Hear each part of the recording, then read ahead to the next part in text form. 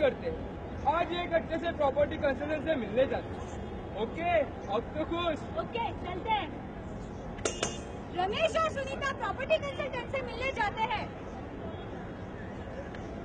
Hello mister Ramesh. Hello mister Malpal, कल phone पे बात हुई थी फ्लैट के बारे में। ओ अच्छा, चलो मैं आपको अच्छे सा फ्लैट दिखा देता हूँ। दिखाइए।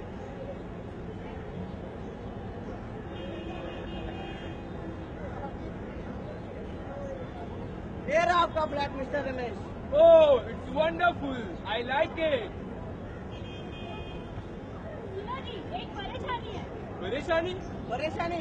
कैसी परेशानी मैम? ये घर के बाहर जो पेड़ पौधे, ये गंदगी मुझे नहीं चाहिए। ओ इतनी सी बात, इसे हम जल्दी साफ कर देंगे। इतने जल्दी? वो कैसे?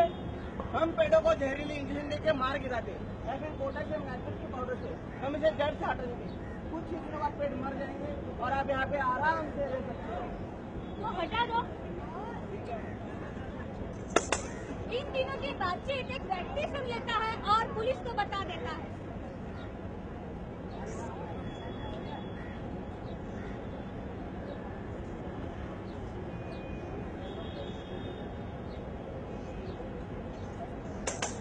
तीन पेड़ों की बातचीत। भाई, हमने इन इंसानों को आज तक सिर्फ दिया ही है, कभी बदले में कुछ भी नहीं लिया। फिर भी ये इंसान हमें इतना नफरत क्यों करते हैं? सत्य कह रहे हो नीम, तुमने इन्हें स्वच्छ ऑक्सीजन दिया है जिसके कारण ये सांस ले पा रहे हैं और फल के पेड़ ने जीविका के लिए फल। Sir Sanpada college of commerce याच्यामधून टेक्नॉलॉजी या कॉलेजच्या माध्यमातून इन्व्हायरमेंट स्ट्रीट प्लेस स्वातंत्र्य दिनाच्या औचित्य साधून आपण सादर करत आहात। एकंदरीत काय विषय आहे, काय सांगाल आपण?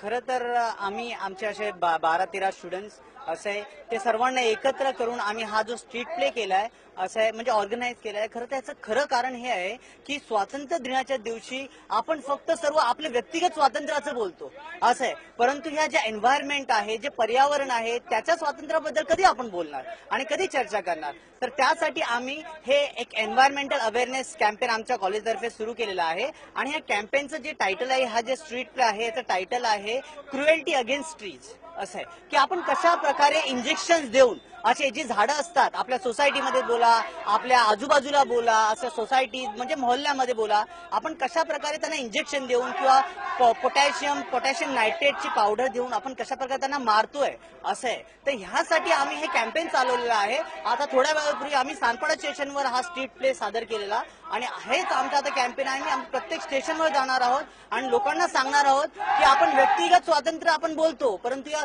वृक्षांचं काय, या पर्यावरणाचं काय असं आहे। तर हा आमचा मुख्य उद्देश हाच आहे की लोकांना आम्हाला सांगायचं, आम्हाला एक अवेअरनेस क्रिएट करायचं आहे की कशा प्रकारे आपण पर्यावरणाचं संरक्षण करू शकतो आणि त्यासाठी काय केलं पाहिजे। तर तुमच्या सोसायटीमध्ये, तुमच्या आजूबाजूला तुम्हाला जिथेही असं कुठेतरी पर्यावरणाची हानी दिसली, कोणी इंजेक्शन मारतंय झाडांना, कोणी पोटॅशियम नायट्रेटची पावडरनी ते झाडांना हे आपण नष्ट करतो आहोत, तर त्याच्यासाठी आपल्याला पोलिसांकडे गेलं पाहिजे आणि त्यांना सांगितलं पाहिजे जितकाच व्यक्तीला मारण्याचा अपराध आहे तितकाच या झाडांना, या पर्यावरणाच्या हानीचा अपराध आहे आणि जे पण पर्यावरणाची हानी करतात त्यांना सजा झालीच पाहिजे असं आहे। हा आमचा मुख्य उद्देश आहे।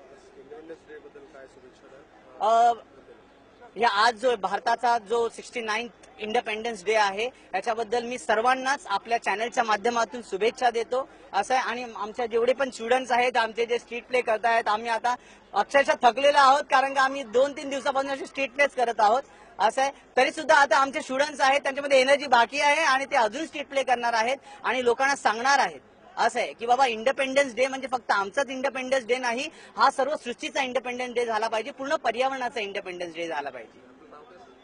माझं नाव प्रोफेसर सुशील जाधव।